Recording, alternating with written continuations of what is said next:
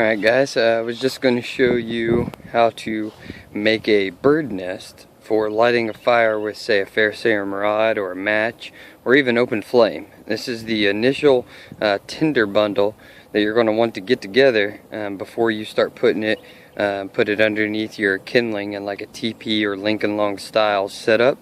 So just wanted to show you some resources you can collect while you're on the trail and show you how to make that process.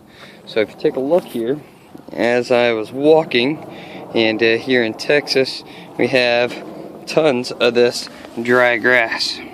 And so as you're walking, keeping with possum mentality, as you just pull this grass, as you can see, the really good dead stuff is going to come right out. You don't have to pull hard. You just want to take your hand in there, get you a good handful, and you see in no time, I've got a huge handful. And then what I also like to do is some of these stalks you see that are dead as well. I believe this is like a sage of some sort. And grab some of these taller grasses and things of that nature that you can wrap around. So I'm going to continue collecting some of these materials. When I get a significant amount, I will show you how to make a good tinder bundle bird nest to get your fire going. Be with you in a moment. As you can see, I have collected a decent amount. This is up against my hand just to give you an idea of the significant amount I have. It's about half the size of a basketball, bigger than a softball. So a good collection of fine dead grasses. And over here you can see I have a pile of the little bit thicker weeds that are a little more dried out, a little longer burn time. Then over here I have a collection of cedar bark and a couple of dead small fine twigs. And when you're thinking about building your tinder bundle, it's similar to how you would build a fire. You know, on a fire you have your tinder, you have your kindling, and then you have your fuel. So we're breaking that down in the same set of threes when we're building our tinder bundle. This is the really fine stuff that's going to ignite easily. And you want the significant amount of that. It's going to burn faster, but it's going to help ignite your second level of a little bit thicker stuff that's going to give you a little longer burn time. And then your a little more hardy, unprocessed cedar barks and twigs that are going to increase your burn time to help you get your actual kindling on fire. And you can see I have a good amount of this stuff.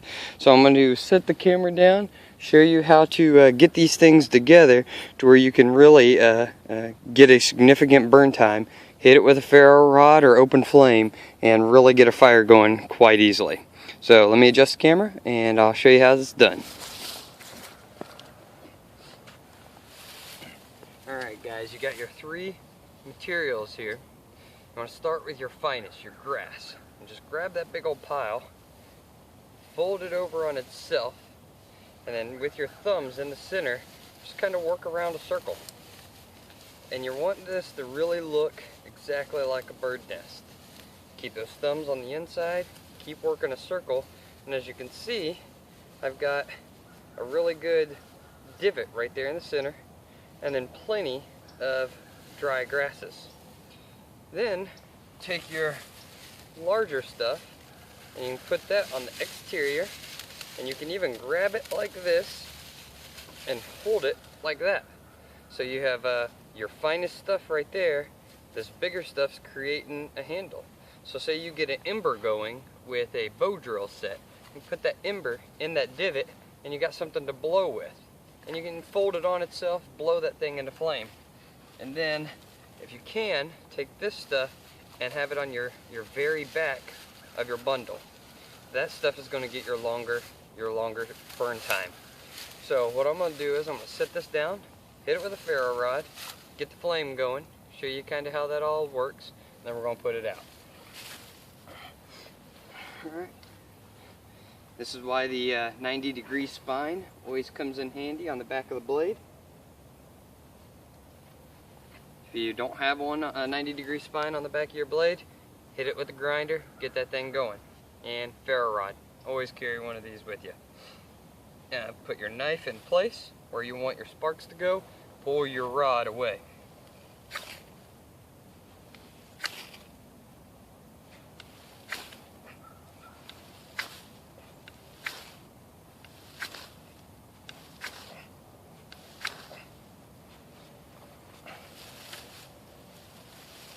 As you can see, guys, got the flame going.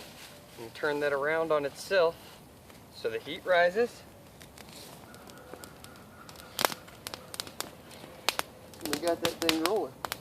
You could easily stuff that down inside of a tinder bundle.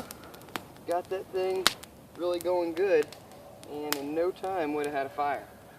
So just got that oxidization off of my ferro rod, and in no time had a really good flame. If you process your fires properly, your tinder bundle, your kindling, your fuel, should be no problem to get a fire going in under 5 minutes. So just wanted to give you that tip, give you a little bit of instruction on how to make a good tinder bundle, maybe some natural materials you can collect. A lot of these are real easy to find here in Texas. These dry dead grasses are everywhere. So, and be careful in Texas while you're doing this. You don't want to build a fire where there's plenty of those dry grasses, because it's quite easy to get a forest fire going. So, thanks for watching. God bless.